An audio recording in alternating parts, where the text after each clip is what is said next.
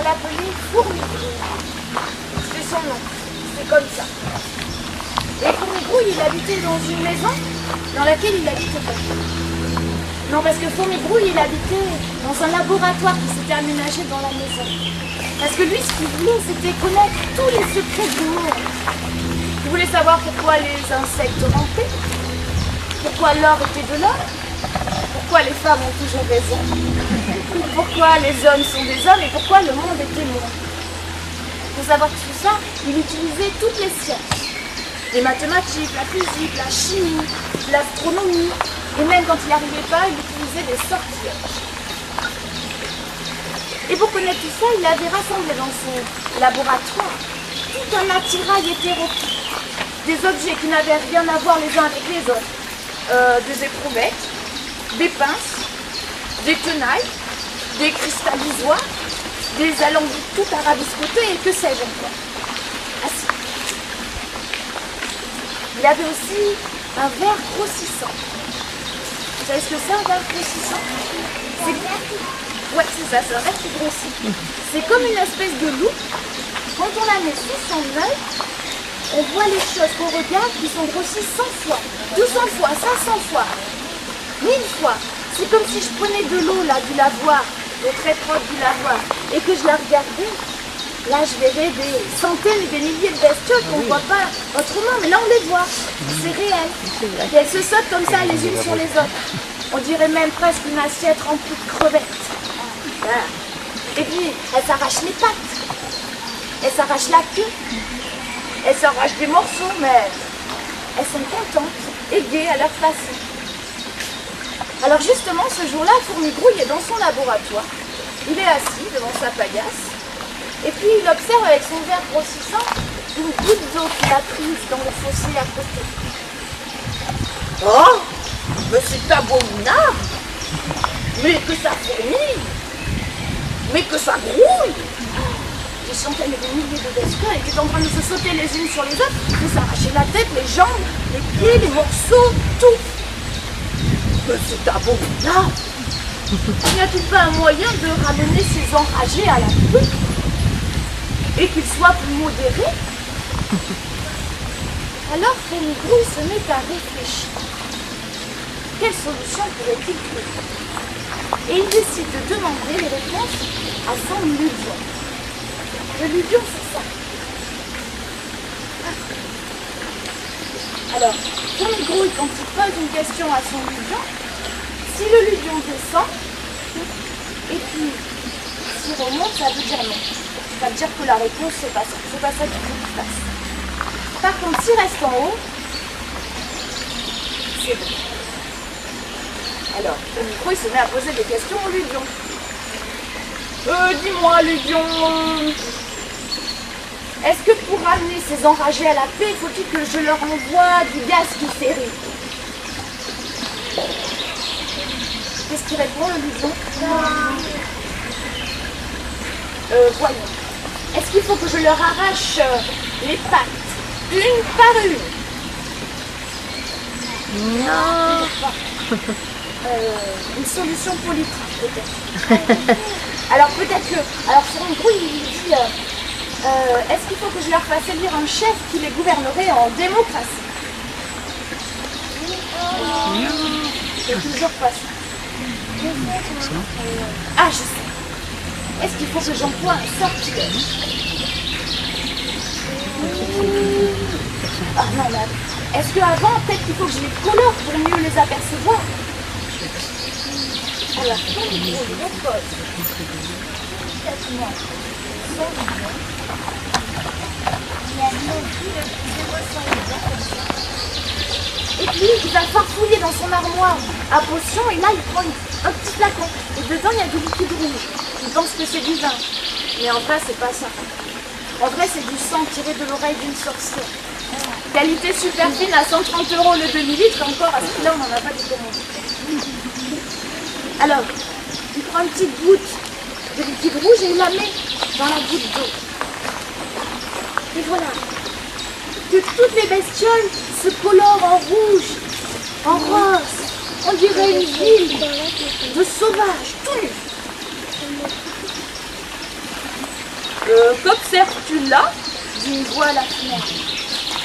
C'est un autre magicien qui, lui, n'a pas de nom. Eh bien, qu'observes-tu là? Si tu trouves, dit Fourmigrouille, je t'en fais cadeau.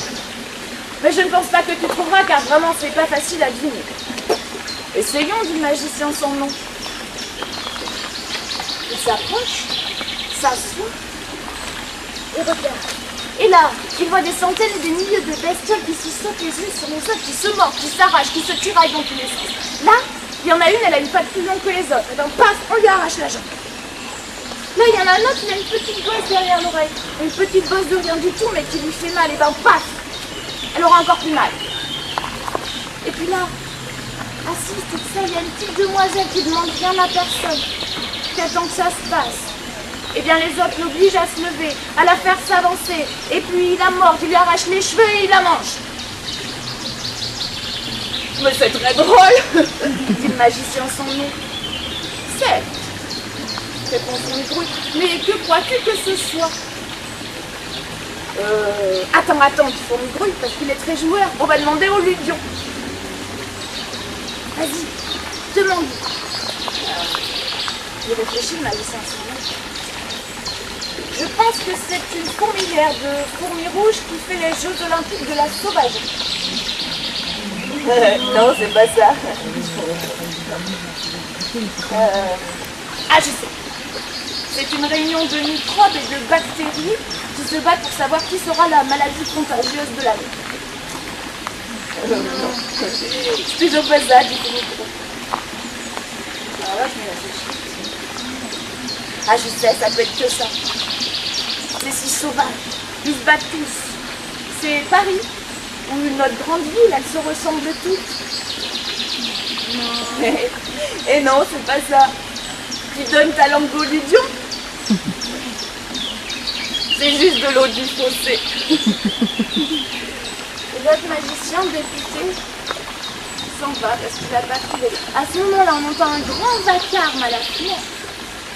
Fourmigrouille va voir. Et là, il voit deux enfants qui se battent à grands coups de poing.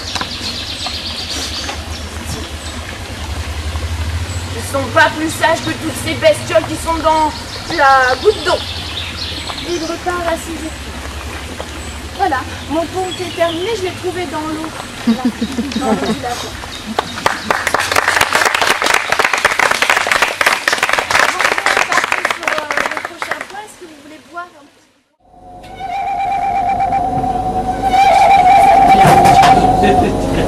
L'histoire que je vais vous raconter se passe il y a un soir, en Afrique. Ce soir-là, alors que le soleil couchant embrasait le ciel, que tout semblait s'endormir, mais qu'en réalité tout s'éveillait, un cri se promenait sur le chemin. Et voilà que tout à coup, par terre, il voit quelque chose. Oh, un petit quelque chose de rien du tout. Il se ramasse, il le prend, il le nettoie. Il a un petit sourire en coin parce qu'il savait bien de quoi il s'agissait, lui. C'est un noyau. Mais pas n'importe quel noyau, non. Un noyau de plantes.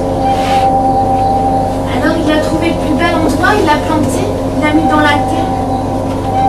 Avec le peu d'eau qu'il avait, il l'a arrosé. Et on dit que l'arbre a germé, qu'il a poussé, qu'il a grandi et qu'il a donné le plus gros des arbres de la savane que les hommes ont ensuite appelé baobab. Et tout ça en une seule nuit. Et au petit matin, comme la chaleur était déjà insupportable, l'homme, le griot, a décidé d'aller s'allonger à l'ombre du baobab. Et voilà qu'aussitôt qu'il se couche, le vent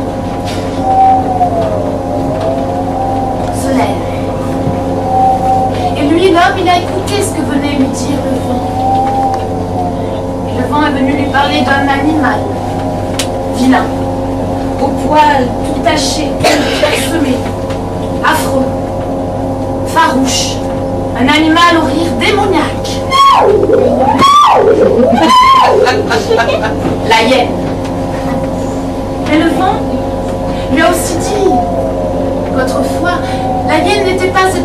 chacal qu'on connaît, non. Non, elle vivait même en bon terme avec ses voisins, les autres animaux. Ouais.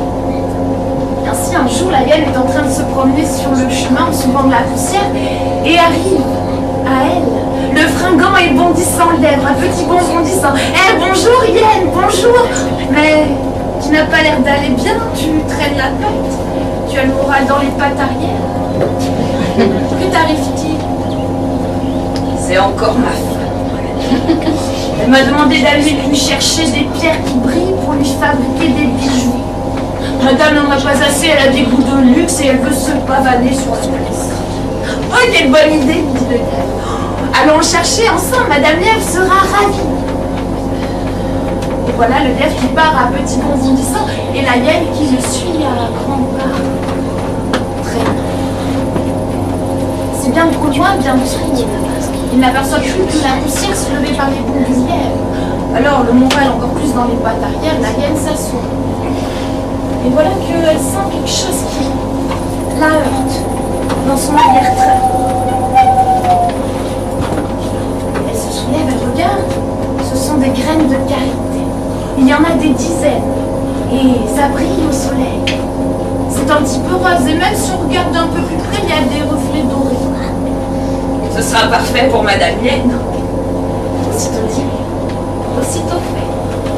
Monsieur Hyène prend de longues tiges et y enfile les graines de karité, une par une. Il fabrique ainsi 7 ceintures qu'il ramène à sa femme, qui, ma foi, trouve que cela lui sied. Bon. Madame Hyène est satisfaite et Monsieur Hyène peut donc repartir à ses activités de mâle dominant. Mais voilà, pendant ce temps-là, le lièvre, lui, continue de chercher. Partout, dès qu'il voit quelque chose qui brille, il s'arrête. Là, des cailloux qui luisent au soleil. Non, ce n'est pas assez bien pour Madame Hyène. Un peu plus loin, des œufs bien jeunes, bien ronds. Non, pas assez bien pour Madame Hyène. Et l'aile, au pied d'un arbre à pain du vert luisant. Cela serait le plus bel effet en sautoir, mais Madame Hyène n'aime pas tout ce qui Alors voilà, cela fait 3 jours que le lièvre parcourt la savane à petit bond bondissant et il est fatigué. Justement, non loin de là, il y a un baobab. Il décide d'aller s'y mettre à l'ombre. Que cette ombre est délicieuse et rafraîchissante. Je trouve mon ombre rafraîchissante. Eh bien, goûte mon fruit, tu verras. Et le baobab fait tomber en effet, ce fruit est délicieux. Si j'en avais des centaines comme ça, je pourrais les vendre à bon prix. J'en tirerais beaucoup d'argent et je pourrais acheter des tas de bijoux pour Madame Hyène. C'est donc les bijoux qui t'intéressent, eh bien. Regarde dans mon tronc. Et le tronc s'ouvre. Le lièvre n'en croit pas ses oreilles. Il tend la patte, mais le tronc se referme. Écoute, Hyène, je ne crois pas que c'est ici que tu trouveras ce dont tu as besoin. Regarde là-bas, près de l'oasis, il y a un champ de tomates. Vas-y, tu trouveras quelqu'un qui t'aidera, mais surtout, ne lui fais pas de mal. D'accord, a dit le lièvre, et le lièvre est parti à un petit bonbon d'ici. Il arrive dans le champ de tomates, et là, sur une feuille, il voit un petit être, tout translucide. C'est un génie des eaux. Et le génie des eaux, il voit le lièvre. Oh, ne me fais pas de mal, ne me fais pas de mal. Je sais pourquoi tu es là, je vais te donner ce que tu veux. Viens avec moi, je t'amène au fond du fleuve. Mais surtout, quoi qu'il se passe là-bas, ne ris pas. D'accord, a dit le lièvre. Et le génie des eaux emmenait le lièvre au fond de l'eau.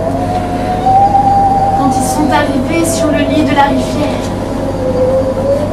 ils ont trouvé le village aquatique, exactement comme celui des hommes, mais aquatique. Et ils sont arrivés devant leur case. Et là, quand ils sont arrivés, ils ont vu venir à eux le père du génie des eaux, exactement comme son fils, mais avec une grande barbe. Et il marchait comme ça, tout courbé, sur un grand bâton de berger car il revenait du pâturage. Il était fatigué. Alors il a posé son bâton contre le mur de pisé, il s'y est adossé, il a cru se reposer un instant. Mais voilà. Et voilà que tout à coup, le bâton se met à taper contre le sol. Il se met à se lever dans les airs, à faire une danse de tous les diables, en haut, à bas, à droite, à gauche, dans tous les sens, et à taper sur la tête du vieux génie des eaux sur son dos. Et patatras, le vieux génie des eaux se retrouve par terre. Mais le diable, lui, il n'a pas. Alors le vieux génie des eaux, il s'est relevé comme il a pu, et il les a invités à rentrer dans la case. Ils se sont assis sur le sol de terre battue, et là est arrivée la mère du génie des eaux, comme son fils, pareil. Mais avec des longs cheveux qui touchaient les pieds. Et elle aussi, elle avançait courbée parce que sur son dos, elle avait un fagot de bois. Elle avait été en chercher. Elle pose son fagot, croit se reposer un instant.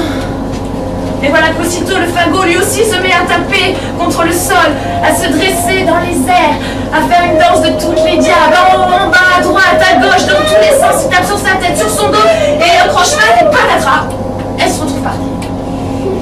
Et le diable, lui, il a paru. Alors la vieille, elle s'est relevée comme elle a pu, puis elle a été chercher une poule pour faire à manger, pour faire honneur à son invité. Elle a été la faire cuire. Puis quand ça a été cuit, elle est revenue avec le plat, Nella. À la place d'une belle volaille bien juteuse et bien dorée. La vieille, elle a fait rôtir les plumes. Le lièvre, quand il a vu ça, il n'a pas ri du tout. Il les a même avalés. Comme il a pu. Alors génie des eaux, il a dit au lièvre, « Eh, puisque t'as pas rigolé, tu peux rester avec nous. » Et le lièvre est resté 7 jours avec ses nouveaux amis. Matin du 7e jour, le chef du village aquatique est sorti de sa case. Un tout petit chef minuscule, mais avec un grand bâton. Il a convoqué tout son peuple. Et le génie des eaux a dit au lièvre. Il n'a pas dit à l'eau, il aurait pu dire à l'eau parce qu'ils sont au fond de l'eau. Mais il a dit au lièvre, écoute, le chef va te présenter 2 calebasses, une grosse et une plus petite. Surtout, prends la petite et ne l'ouvre qu'une fois que tu seras rentré chez toi. D'accord, a dit le lièvre. Et le lièvre a pris la petite calebasse, il est sorti de l'eau. Il avait même pas un poil de mouillé, le lièvre. Et puis, il est allé dans la case où il a retrouvé sa femme qui s'inquiétait quand même un petit peu pour son petit lapin. Donc il a posé sa calebasse, il l'a ouverte et là est sortie de la calebasse une lumière dorée qui s'est mise à illuminer toute la pièce. Et dans la calebasse, il y avait des diamants, des émeraudes, des pierres précieuses. Elle était contente, Madame Lièvre, et ça s'appelait bien. Je vous passe les détails de la soirée en tout, monsieur Lièvre. Mais toujours est-il que le lendemain matin, sur la place du village, quand Madame Lièvre a vu Madame Lièvre avec tous ses bijoux, elle est entrée dans une colère noire. Elle est devenue une vraie furie. Elle est rentrée chez elle, elle a bondi sur son mari et lui a dit « Tu as intérêt à trouver où Madame Lièvre a trouvé ses bijoux, sinon je rentre chez ma mère !» Alors ça ne lui aurait pas trop déplu à lui qu'elle rentre chez sa mère. Mais on allait causer au village. Alors qu'est-ce qu'il a fait? Il a pris un bout de charbon. Il se l'est mis sous la babine comme ça. Et puis il est allé devant la case de Monsieur Lièvre et il s'est mis à gémir. En attendant ça, Monsieur Lièvre est sorti. Mais qu'est-ce qui t'arrive, Vienne? T'as encore le moral dans les pattes arrière? Non, figure-toi que j'ai un abcès à la gencive qui coule depuis 3 jours et moi avec mes grosses pattes, j'arrive pas à le sortir. Et maintenant il a durci, peut-être que toi avec tes petites pattes, tu pourrais me le sortir. Là, le lièvre, il a réfléchi 5 minutes. Il a dit, mais si je mets ma patte dans ta gueule, tu vas me manger. Oh, mais non. C'est bien mal me connaître. Comment un malade peut-il mordre son pied? D'accord, a dit le lièvre. Et il a mis sa patte dans la gueule de la hyène. Et vous vous doutez bien qu'aussitôt qu'il a mis sa patte. Maintenant, tu vas me dire où tu as trouvé les bijoux de ta femme, sinon je croque ta patte et toi avec. D'accord, a dit le lièvre. Alors il a tout raconté. Le baobab, l'ombre, le fruit et le champ de tomates. Alors la hyène, elle est partie et se trouve rentrer dans la patte. Et elle est allée sur le baobab.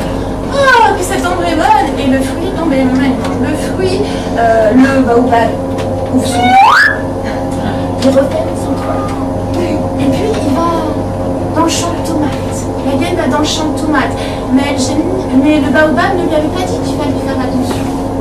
Alors la hyène, dès qu'elle a vu le génie des eaux, elle a attrapé comme ça, elle a secoué dans tous les sens, elle lui a arraché les cheveux, et le génie a dit ok, je t'emmène.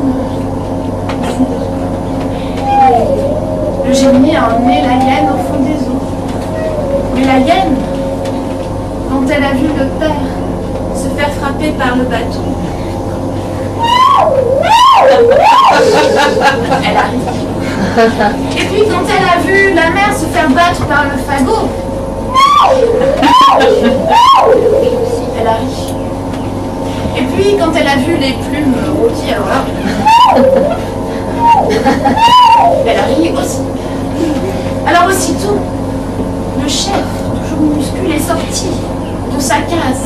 Il a convoqué son peuple et le génie, il n'a rien dit à la hyène. Et la hyène, elle a pris la grosse calebasse. Elle est rentrée chez elle. Elle a sa femme. Elle a posé la calebasse sur la table. Elle a ouvert la calebasse. Et là, est sorti de la calebasse un fouet en air de bœuf qui s'est mis à taper dans la calebasse, à se dresser dans les airs, à faire une danse de tous les diables, en bas, à droite, en gauche, dans tous les sens, et à taper la hyène sur le dos, dans les ailes, des chiens, des balles, partout, et la hyène elle courait partout dans tous les sens à la case, elle n'arrivait pas à sortir, elle arrive enfin à sortir, le fouet continue à taper, jusqu'à ce qu'elle arrive au fond du fleuve. Et le fouet aussi, il a tourné au fond de l'eau. Alors la hyène, mal en point, a sorti sa tête. Elle s'est ébrouée, elle est sortie du fleuve. Elle sentait un peu le chien mouillé.